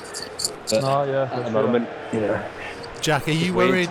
Jack, are you worried that your baby will have an American accent, not a Salop one? Everyone keeps saying that, but hopefully by the time I come back to England, he can't speak. You know what I mean? He's just mumbling, so hopefully he won't have an accent. But yeah, everyone keeps saying that. I don't want to. I hope if you're there for the 2.5 years, mate, I hope he is speaking. You know what I mean, pal? Could be a bit of worry if he starts speaking by then. Probably wouldn't be the salad, would it? Oh, we're gonna have to edit so much out of this one. So much is getting edited. I tell you what, man. That's all going to plan, and then Kev comes on. Oh God! If anybody's watching this and there's been no talking whatsoever for the last 20 minutes, it's Kevin McDonald's fault. I think it's probably the first one that we're going to have to probably put a warning before on the actual link. You've got to enjoy yourself, don't you? Exactly. You'll be next when you came back with the babies, lad. Me? Oh, you'll be next, mate. Oh, all the best of ever, baby. Me. Sorry for that. Boys, just before we let you go, how are you kind of keeping sane during lockdown times and stuff? Good point. I mean, I get entertained with a baby, really. It's hard work, but at least it's keeping me on my toes. It gives me something to do. Walk the dog, boring stuff. Growing up, I am. Growing up. I don't know. I'm alright, to be fair. You know what? I think all the people that are out there, I think that I could get away with being locked down all the time. Because when I normally live life free, I normally just go to training, come back, jump to the shop and come home for the rest of the day. So I've actually found it okay, you know. Yeah, that's true. Don't get me wrong, I'd love to go out to a nice restaurant or go out for an all day with the boys and that, but like, it is what it is. You just got to, it's more important, you've got to stay safe. So now it's just equalised for 3-3. That was a good finish. I tell you. Yeah, it was a good finish. Yeah, he's good finish. I think he broke off me, didn't he? Did he break off you, Jack? Did he? I think he might have done. He was a podgy lad as well, him. How did he get away from me? To be fair, there was a couple, and then you're thinking, go on, you'd be happy for him to take a shot from there, right? Yeah, that's true. Corner. You know what I mean? It's the one of them. He's a little bit lucky, and it's you passed it back, Jack, actually, and then Steels gave it away. So yeah, I don't think I had to. You've done. Do you think? Nah, you've done everything right there, mate. You passed it back to Steels. It's just a bad touch from Steels. He's trying to recover now. I think Danny Bath can do a bit more, get in the face, stop the shot. But Steels, it was a sloppy pass from Steels to Scotty. And then it's, to be fair, it's a great finish. Great finish. Lovely finish, now, it's squeaky bum time, isn't it? You're sitting thinking 3-1 up, comfortable, 3-3 now. You're thinking, Edo's probably getting himself a little pat in the back. He's just come on, he's made a real difference, hasn't he? Yeah, definitely. Kev is 100% saying something in my ear right now, anyway. Yeah, I'm cutting all sorts of people now. Oh, he's saying all sorts about steers. Danny's got to get tighter. Keane's might even got slayed on that one. I'm whispering about Keane's, but when I get back in the changing room, I'm saying he's brilliant. 100%. Don't say anything to his face. I think as you said, like when it goes 3 each, like a bit of panic does settle in. I think and you can feel it from the crowd as well. The crowd start to get on your back even more, and they're thinking, "Nah, we're done here." That's not exactly what people think, but I think we kind of we grind out the next 5-10 minutes or so, and ease our way back in the game a little bit, and then obviously, you know, big Duracell Dave saves the day. You know, like Kev, you said earlier about kind of the first goal, you knew there was a lot of time left in the game. There's still like 60 minutes left of this match. Like, that's the thing, isn't it? It wasn't like it was so late that it completely killed you off. No, you see games like teams going into the 90th minute, 1-0 down and stuff, and winning 2-1. So to be, I think that's the thing. You got to realise there's a lot of negativity goes on as soon as you go from 3-1 up to 3 each. And I think at that time you got to kind of, you know, a reset button. Press your reset button, relax, and think, actually, you know what, we're still in the game here. We're not getting beat. We're drawn. Let's go out and try and win the game, and you know that's what we did. Do you not think it's expected though, Kev? You know it's going to be a hostile environment. You know, I think even going 1-0 down, you said it yourself. The fans got on your back a little bit, frustrated because they know you're on a good run. You just had a great result at Forest. You then come to this game. you come back from 1-0 down, you're 3-1 up. Now, what is it? What's the minute on the clock? It's it's 3-3. What 70 odd minutes, 75 minutes. It's to be expected, but some players they can buckle here, you know, and it is you have to press that reset button. It's actually spanning into a Nouha Dicko now, and he looks completely in complete shock. A game that we completely control, but there's some players that they don't have that mentality to just say, right, you know what, we're still in control. There's still enough time that we can go and get another goal. But are you happy with a draw at this point? Is the manager happy with a point, thinking, right, you know what, it's Leeds, big team, we're both going for it. 3-3, would take that now or not? I would say you'd be happy with taking a draw. I think we've been 3-1 up, and don't get me wrong, like the last goal, but the first two are through mistakes. So you've got to realise, obviously, you're still partly in control of the game. Of course, obviously the emphasis is with them. They're on top. They've got a boost. You've got a good follow, and they're going hard to win the game. But as you said, that's when it comes a time where you see the real kind of leaders. You see the people that have got a bit of balls as such, and who are willing to take the ball, who are willing to try things, instead of going into a shell and then going on to lose the game. So I think we must have picked ourselves up. I can't remember exactly how and which way, but we must have picked ourselves up in a way to bounce back from obviously dropping 2 goals to go back and win the game. Kevin McDonald, Jack Price, say hello to the man himself, Dangerous Dave Edwards. Salad God. Salad. David Edwards, what's happening, mate? Not a lot, mate. Not a lot. How are you boys? Yeah, surviving. Yeah. Kids keep you on their toes, lad, don't they?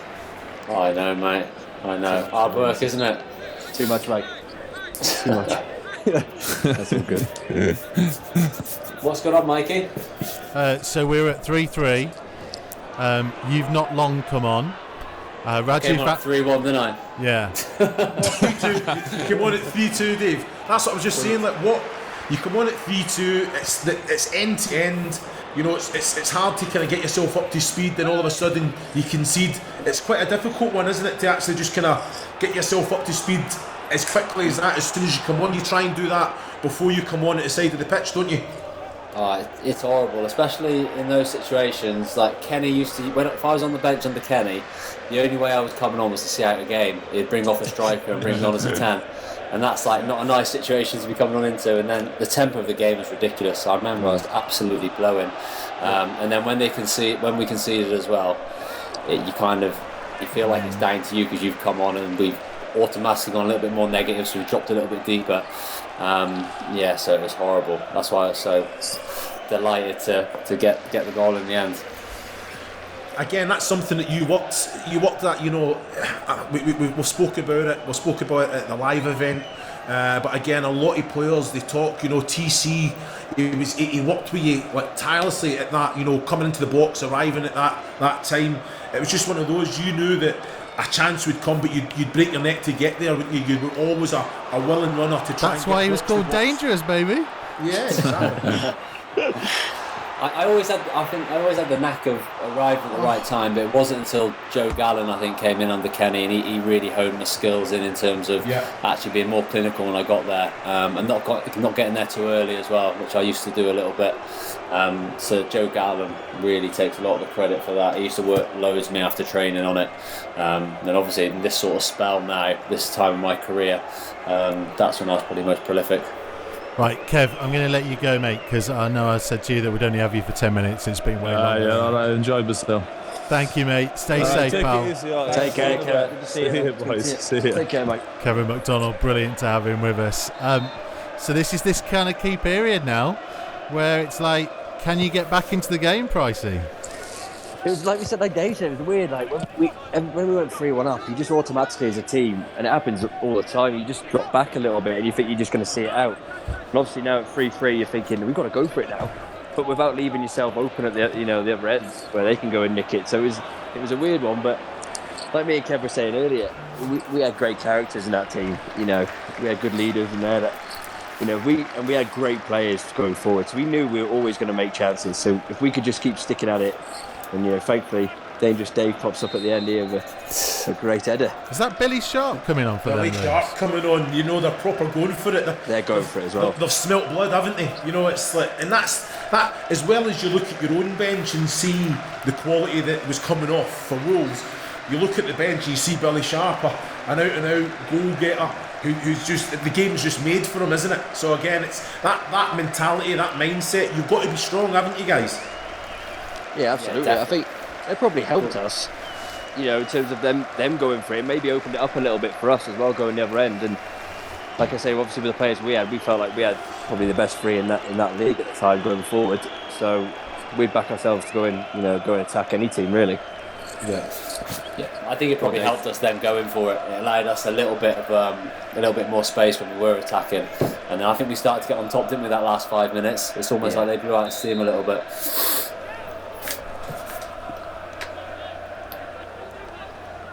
Boys, it's one of them. We were talking a little bit earlier about, like, Keems was saying it was fun at this time. You were on a great run. You'd only lost 1 in 9. From the turn of the year, really, where Bennett came in, it had just been building and building. Was it that fun to play in? That's what it felt like. Enjoyable, definitely. Well, obviously when you're winning, it's enjoyable, but the way we were winning, I think, was you smashed a couple of teams. We were scoring for fun, but we were also playing good stuff. I think that was what was enjoyable about playing in that team. You know, we played out from the back at times, but when it was, you know, tough times to, you know, roll up the sleeves and dig in, we had players that could do that also as well. I think that's why we had such a good mix. Yeah, definitely. I think what cost us that season was that run, wasn't it? Was it November time where we had that absolute stinker? But apart from that, at this point of the season, we all genuinely believed we were going to get in the playoffs. All of us, I think every single one of the players in the squad thought that we were going to do it, and then that's why it was such a gut into that next game where we went to Blues, and it just didn't quite happen for us. Would you say complacency set in then, Dave? You're saying all the squad thought about it.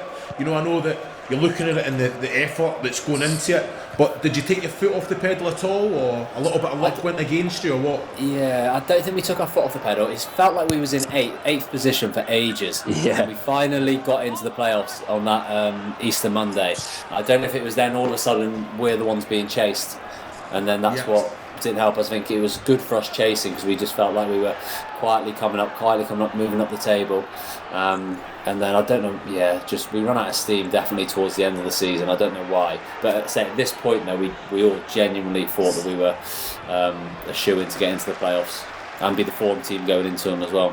Yeah, because you go to Blues and you lose 2-1, having been back at 1-1. I think it was Damari Gray had a breakaway goal from. Was it a Wolves corner? It was. I could have brought him down, didn't he? Yeah, and I think I was already on a yellow in that game, so I was thinking, do I bring him down or not? And on the halfway line? I think so, yeah. I think I had a chance to bring him down, but then I think Scotty was with me, no? Yes, I think Scotty had the ball, didn't he? And I'm sure he did. Turn on it and get caught. Maybe, yeah, it was something like that, wasn't it? Yeah. I had a chance to kill the attack early on, but decided not to. And then you go to Middlesbrough, and I think you were 2-0 down in 11 minutes. Yeah, so it's stupid, I used to hate going there. I did, mate, honestly. You always feel like you're under it every time you go there. Yeah. They were all header across the near post, close. It's coming. Trying to make it happen, Dave. You know, at the edge of the box, corner of the box, and you've just a little ball out wide straight away. As soon as you release it, you get yourself right in the centre, round about the penalty spot, and then again, great run across the front post. I think it was Sacco that put the ball in. You know what I mean? It is. It's just one of those things. It's so important that you try and make these things. That you try and make these things happen. That you put yourself in those positions. I know it's something that you did work at, but again, it was. Well, he's just playing as an out-and-out striker now, Looms. I think, as Pricey alluded to before, that we had so many good players. I literally thought my job was to, first of all, win the ball back when we didn't have it, but then when I did get it, take as little amount of touches as possible, just give it to our better players, and then just try and take all the glory at the end by arriving in the box. But you give it to the likes of Sacco, James Henry, Bennick, all these people who can make things happen. Rajif, we had that season as well. They're the ones who are going to produce the magic. So that's all I was trying to do, get us there and then just get in and around the box. More to get myself in a position ready to make a run. Not that I would just tear into the box and keep going. I just wanted to get myself in a position that when they were going to cross it, I wasn't too far away from getting across a man. I love it. Danny's just hit a massive long ball in Edo's direction. It's about 30 yards ahead of him. Like, yeah, cheers, mate. He's chasing it though. I bet he's chasing it. He'll be chasing it. That's why Edo is great though, especially at times like this now. Oh, here he goes again. Edo down the right wing. He's going again. See, he doesn't stop, honestly. But for the lads behind us, like for him, you see him putting that effort in and chasing everything down. It just gives everyone behind you a lift. I think Edo was great at doing that. Obviously, he says like he's very unselfish, but God, he scored some important goals for us as a club. Well, how important is it that you're both, you know, if you're not playing as much as you would like, you have to keep that fitness up, you know, and that sharpness. And it was one of the things that both of you did excellently, isn't it? Yeah, I think that's true. Go on. So at this point in the season for me, I remember I was thinking I should have been in the team. I remember having a few conversations with Kenny, but then it was hard when we had to take that front three, and then looking for a position for me to play in that. We almost went two up front, didn't we? And Bennett would just kind of roam around a little bit. But I felt that we were more secure when I played. And I thought when you're into the bigger games, I felt like I could do a little bit both, and I thought I should be playing. I remember a conversation just before this game about it to Kenny, and he just kind of said, just make sure you're ready. But then the following game, after this, I mean, he didn't even bring me on at Blues, and that's when I got really frustrated with it all. Oh, a little back header from Jack Price. Oh, God. Trying to keep it alive. Now he's going to line up a shot. Oh, blocked. No. Did I? Yeah. No chance. I don't think it would have reached the goal, but I was flying in, wasn't it? this is it, Looms. This is the bit. It's coming. I feel it. Come in. I've seen this so many times. Give it to Kev and whip it in. Rajiv taking too many touches. Just lean back now. Here it Actually comes. decided to pass it. Yes! What a header that is. What a header, mate. The thing is, you're coming back, the goal's behind you, mate. You know, you're in there, you're coming back, you go and meet the ball, and I say about it all the time, at its highest point, the pace is on the ball, all you do is guide it. Keeper has no chance. Talk to me. Like you said, you didn't have to do a lot with it. When the ball is of that higher quality and the pace is on it, you're just hoping that you get enough on it just to change the direction, because that's all you need to do. It's going to beat the keeper. But I remember in the build-up to get into this goal, I was chatting to Bennett because the ball was building out wide, and I said to him, you go first, and he actually took a man with him, and that gave me just that little bit of space to manoeuvre back to get the ball. So like little things like that, which you probably wouldn't notice, were critical in it. Yeah. What I love about it as well, by the way, you go running off to celebrate. Pricey is one of the first to you, and then just runs past you and runs to the south bank on his own. I've seen that. I used to love just getting the crowd going. You were the original Connor Cody when it came to celebrations. It was. To be fair, I see Edo flying at me, and I'm thinking, if I go and help him here, he could take me down. So I missed a little touch on the shoulder. Well done, mate. Good header, and then straight past him. Oh, no, that was what a moment that was, though. I tell you what, you just whole body. Is it what after that match then, Edo? You know, is it one of those things like you say yourself? You know, you think you should be starting. Is it another chat that you have with the manager? You've went, he's put you on, you got the goal. You know what I mean? You're chapping on his door again, aren't you? Surely. Yeah, you are. There's always such a quick turnaround of games, but I think what didn't help me personally was obviously that the boys, they'd done so well in that game. I think Leeds were lucky to get back into it when they did. The way we started the game, and they scored a lucky first goal, didn't they, if I remember rightly? Yeah. So I couldn't really argue too much because of the players that were playing in front of me, but it was more the fact that I didn't get the opportunity in the next game when we went 2-1 down to bring me on to maybe try and get a goal. So I felt so confident at that time. But just going back when that goal went, I think that's one of probably the most exhilarating feeling I've ever had on a football pitch. It was incredible, and I remember even after the game, you just want to try and pause it and relive it. And when you score a goal and then it's an 88th minute winner like that, especially on the Easter weekend when everyone's at the football, nice weather, everything about it, it's just incredible. I think I've said a couple of times that, like, obviously there's been some massive moments in the last couple of years, but in terms of kind of home games, it's kind of right up there with like beating Man United in the quarter-final last year for me, for noise at that particular moment. Just erupted, didn't it? I think because of where we were as a team. Yeah, I think because where we were as a team, getting into the playoffs was above expectation, really. and finally getting there, the relief and things like that. I just felt at that moment we were absolutely flying as a club, like the fans and everything. Felt like everyone was on the singing off the same hymn sheet again. Yeah. I've said a few times, Aaron McCary was on commentary with me on this one, and the Leeds commentary team was sat down in front of us, and they'd all celebrated their equaliser. They'd jumped up, and you're not supposed to do that in the press box. So when Edo scores, obviously you know what I'm like. I'm doing my shouting. I think Edo's heard the audio. Like, it's going crazy. And I finished my bit, and I'm like, why is there silence? And I look to the side, and Aaron McCary is pretty much stood on his chair, like arms out, high up in the air, just giving it such massive in the press box. I love that. Gotta give it back, haven't you? Gotta give it back. What a man. But it's like, it kind of summed up, like, you were all in it together, everyone in that squad. We were talking earlier, Edo, about, or Kevin McDonald was telling about stories of pre-season trips out and stuff that we might have had to edit out if people are thinking, what the hell are we talking about now? but like, it was a good group. It was a good group. It was a really good group. I think we had a really good blend as well. I think we had a couple of experiences, even though we were still quite young though. Like, I was one of the more experienced players then, and I would have only been still in my late 20s, I think. But I just think everyone got on. There was no cliques, anything like that, which you usually get at football clubs. And that kind of carried on off the pitch as well, with, say, going out in pre-season and then Christmas dues, and even we had loads of team bonding sessions. I think, is that the year we even went to Dublin, Pricey, after the season altogether as well? Yeah, it was. It was about 10 of us, 10 of us. Me, you, Keys. I've never done that anywhere else before, or any other era. I've never gone out at the end of the season, straight after the season finished. We said, right, let's just get away as a team for a few days. We've been with each other for the last 10 months, but we all wanted just to sort of have another couple of days together and sort of, you go out and have a drink, but it's almost putting the season to bed as well. It was, a real special team spirit. Would you say the dressing room governed itself? Yeah, we had no idiots, did we, Pricey, in the dressing room? We had no one. There's no one, like you say, didn't get along with each other. And like you say, it definitely did govern itself. We had obviously the skipper, but we just sort of took it all by ourselves to just to perform well. We didn't need anyone to tell us what to do.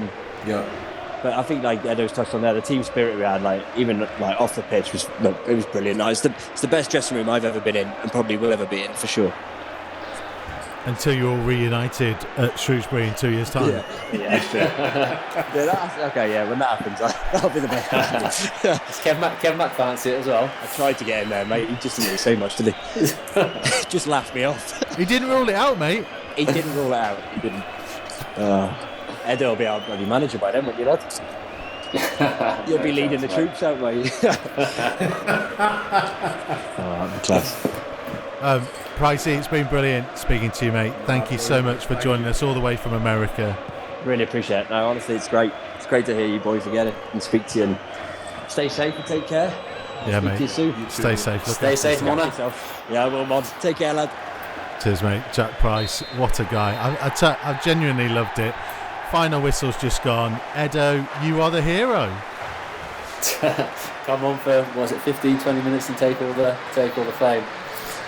In fairness, Edo, you stepped up when times were hard as well, and you went and spoke after matches when my fault. Difficult.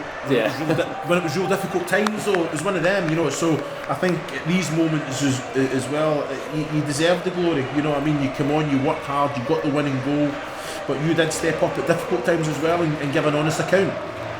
Yeah, football's such a short career, and these moments are few and far between, and I say you have to really try and enjoy it when it is good like it was then. Being able to take it all in, because it can easily just pass you by, can't lose when you score a goal and then you quickly on to the next game, you don't get really a chance to enjoy it. But I remember this, and I definitely enjoyed it in the right way. Little things like having all your family at the game and things like that, and with it being that Easter, it's like being a Boxing Day game or something like those Easter Monday games are really special. So I made sure that I really took it in and try and bottle up that emotion, sort of that feeling when you score a goal like that. Where does this game rank in your kind of Wolves career? I know there's an awful lot of games in there, but when you look at it, I mean, winning at Liverpool in the Cup's probably got to be up there. Yeah. I think 6-4 Rotherham. Where do you? it's right up for the actual feeling on a pitch. That moment, I mean, that's the best I've had. The rush of emotion up there with. Do you remember that a couple of seasons later we played Fulham and I scored to make it 4-3 in injury time. That again was a the 4-4. Yeah, they went and equalised after that, didn't they? But that was another massive rush. But then the Liverpool game, the Man City game that I scored in the Premier League as well. But for pure emotion, exhilaration, that stands out above everything. Not just in a Wolves shirt, in my career, I think. Nah, spot on. Excellent. How are you coping with lockdown, mate?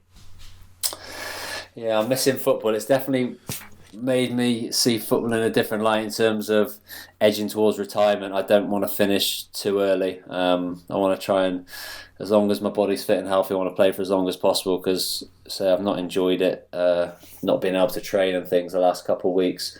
But I've loads of positives about it. Obviously, apart from everyone trying to stay safe and things, being able to spend a lot more time with the kids and do stuff with them and try and make different memories, which you don't usually get to do when everyone's life's so busy. You're always trying to do stuff, you're always chasing around. So it's nice to just sit back and enjoy time with them. I think that's the thing, Dave. I think you've got to look at the positives out of it. That quality time, family time, and also it puts things into a little bit of perspective as well. Like you've already, it's opened that kind of idea in your head that you want to play on. I think it's one of those things. You're a long time not playing, so play as long as you can. Is it something that have you done your badges and things? Is it something you're thinking about going into afterwards? Management, coaching? I don't think at the moment the coaching doesn't interest me massively. I started doing some badges the start of last season, but I wasn't enjoying it, and I thought, well, I'm going to leave it till I retire and then do it then if I feel like I'm missing football. But going back to sort of the retirement age, probably the last sort of couple of years, I've been thinking, well, I'm probably in a position where I feel comfortable in retiring, but having this happen when it has done has been open my eyes a little bit.